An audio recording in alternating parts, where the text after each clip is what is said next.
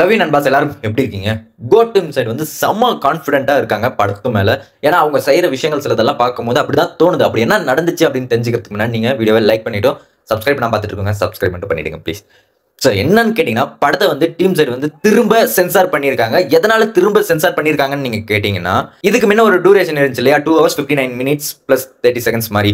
So அந்த ஒரு டூரேஷனை பார்த்துட்டு எல்லாருமே சில பக்கம் பிடிக்காதவங்கலாம் படம் ஊத்திக்க போகுது கன்ஃபார்ம்னு கலாய்க்கிறாங்க. சில பக்கம் வந்து இவ்வளோ லாங் டூரேஷனா, ஐயோ கொஞ்சம் பயமா இருக்கே அப்படின்னு சில பேர் பயந்துட்டு இருக்காங்க. சில பேர் வந்து கண்டென்ட் இருக்கிறதுனால தான் இவ்வளோ டூரேஷன் இருக்கு, கண்டிப்பா படம் நம்புவோம் அப்படின்னு வெயிட் பண்ணிட்டு இருக்காங்க.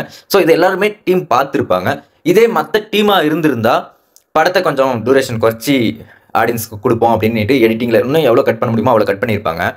ஆனால் விபி சாருக்கு இருக்கிற தைரியம், கட்ஸ் வேற லெவலு. ஏன்னா இப்போ இருந்த டூரேஷனை விட இன்னும் எக்ஸ்ட்ரா சில சீன்ஸை படத்துக்காக ஆட் பண்ணியிருக்காங்க. ஸோ எடிட் பண்ணுவாங்க இல்லையா, ஸோ அப்படி பார்க்கும்போது டெலீட் பண்ணி வேணான்னு தூக்கி போட்ட சீன் இப்போ வேணும்னு நினைச்சிருப்பாரு போல டைரக்டர். அதுவும் சென்சாருக்கு முன்னாடி வேணான்னு தூக்கி போட்ட சீன் இப்போ தேவைப்பட்டிருக்கு.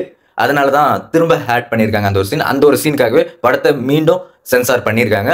ஸோ இப்போ ஃபைனலாக 3 hours 3 minutes 30 seconds நியர் பக்கம் டூரேஷன்ஸ் வருது. இதை பார்க்கும்போது இல்லை இவ்வளோ டூரேஷன் இருக்கே போர் அடிக்குமா அப்படின்னு சின்ன தாட் எனக்கே இருக்குது. லைட்டாக பயமும் இருக்குது. இருந்தாலுமே இவ்வளோ டூரேஷன் இருக்குது, அண்ணனை பார்த்து ரசிப்போம் அப்படின்ற ஒரு சந்தோஷமும் இருக்குது. ஸோ நீங்கள் எப்படி பார்க்குறீங்கன்னு கமெண்ட் பண்ணிவிடுங்க. அதே மாதிரி இன்னொரு தகவல் என்னென்னா, கோட் படத்தினுடைய ஸ்டண்ட் மாஸ்டர் திலீப் சுப்ராயன் அவர்கள் வந்து ஒரு விஷயம் ஷேர் பண்ணியிருக்காரு. என்ன அப்படின்னு நீங்கள் கேட்டிங்கன்னா, இந்த படத்துக்காக ஸ்டண்ட் சீன்ஸ் எல்லாமே மேக் பண்ணாங்க இல்லையா, அப்போ வந்து விஜயண்ணாவுக்கான ரிஸ்கான ஷாட்டில் கூட டூப் வைக்கலான்னு சொன்னால் வித் ரோப்போட விஜயண்ணா எல்லா சீக்வன்ஸும் டூப் இல்லாமல் பண்ணி கொடுத்துருக்காரு.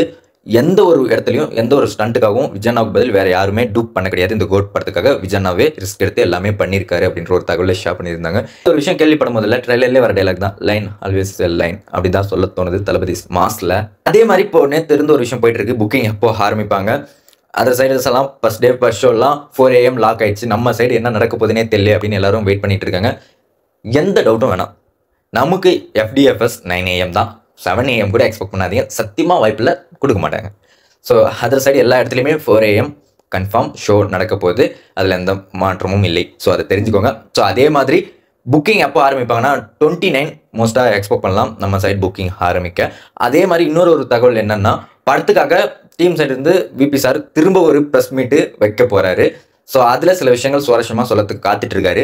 ஆனால் இப்போ இங்கே இருக்கிற ஜேர்னலிஸ்ட் வந்து படத்தை பற்றி கண்டென்ட் வர மாதிரி கேட்பாங்கன்னு பார்த்தா ஃபன்னான கண்டென்ட் வர மாதிரி கேட்டுட்டு இருக்காங்க. ஏன்னா போன டைம் நடந்தது அப்படிதான் இருந்துச்சு.